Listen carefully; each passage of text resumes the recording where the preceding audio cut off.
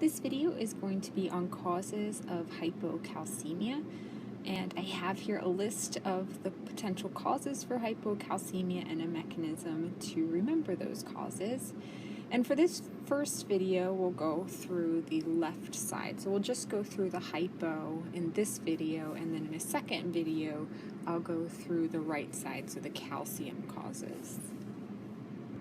Okay, so the first four causes of hypocalcemia are hypoparathyroidism, yucky blister beetles, pancreatitis, and oxalates. So hypoparathyroidism is further divided into primary hypoparathyroidism and functional hypoparathyroidism.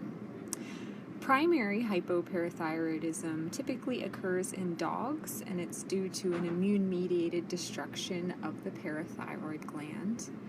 And these dogs often have severe hypocalcemia, so the calcium concentration gets below 6.5 milligrams per deciliter. So this often results in clinical signs of hypocalcemia.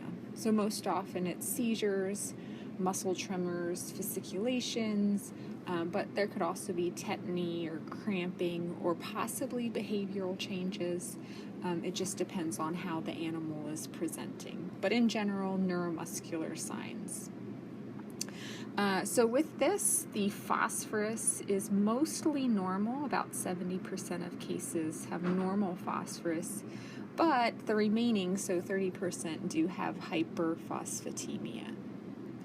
Functional hypoparathyroidism is due to a deficiency of magnesium, and we often see this in large animals that are eating a lush grass diet, and that's because there's a low magnesium concentration in the lush grass. And you'll learn more about this when I talk about magnesium in a different video.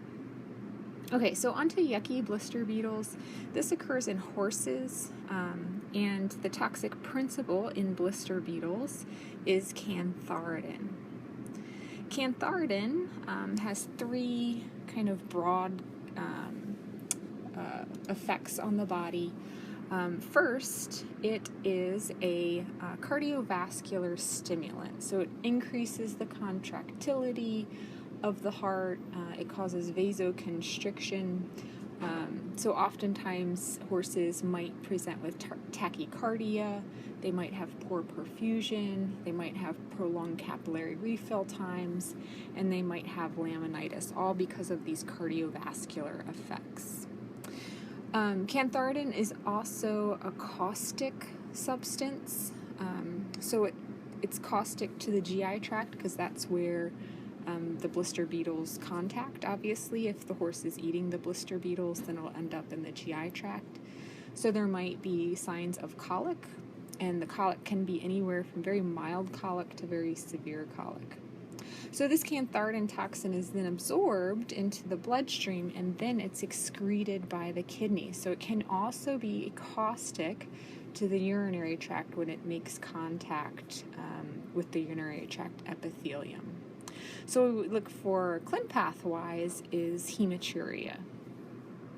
And then finally, cantharidin does cause nephrogenic diabetes insipidus. So you'll have a patient with inadequately concentrated urine, but because of the colic or the anorexia, they might also be dehydrated. Okay, so on to pancreatitis as a cause for hypocalcemia. So pancreatitis typically occurs in dogs, but much less commonly it occurs in cats. And I'm going to draw some structures here to further kind of explain pancreatitis and how it causes hypocalcemia. So first the liver, and then I'll draw a pancreas, and then the small intestine, and then the common bile duct that the liver and the pancreas empty into. And then I'll draw an adipocyte, and this is supposed to represent the intra-abdominal fat that surrounds all of the vital organs within the abdominal cavity.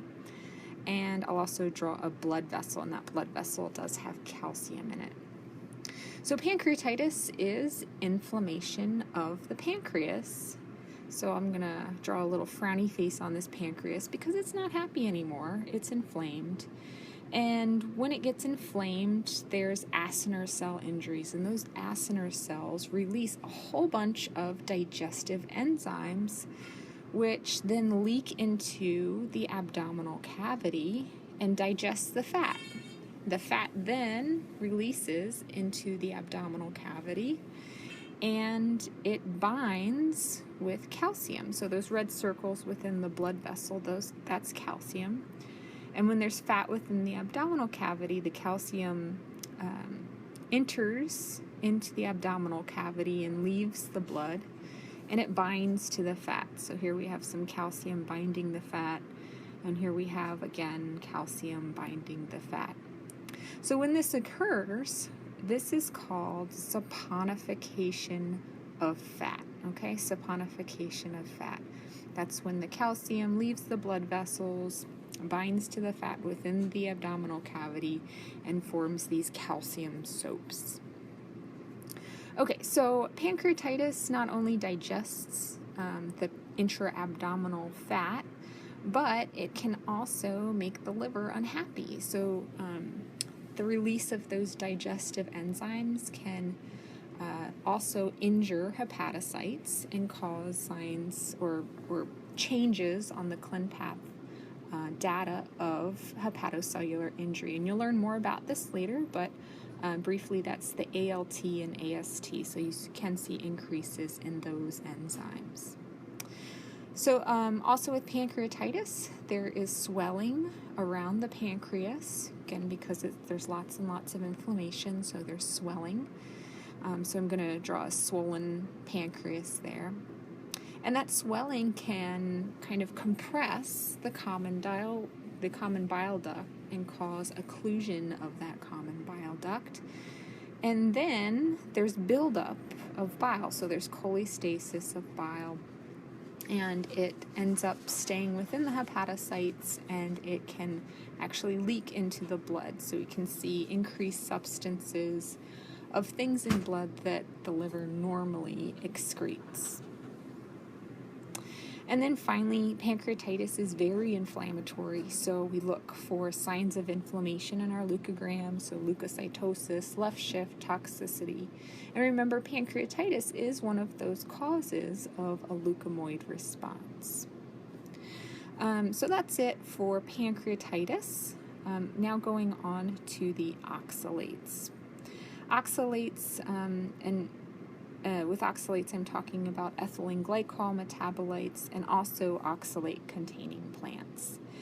And these oxalates cause hypocalcemia by binding calcium and precipitating it out of the blood. So if it's plants, they bind the plants in the GI tract, or if it's ethylene glycol, they'll bind the calcium and deposit within the kidneys and have increased excretion.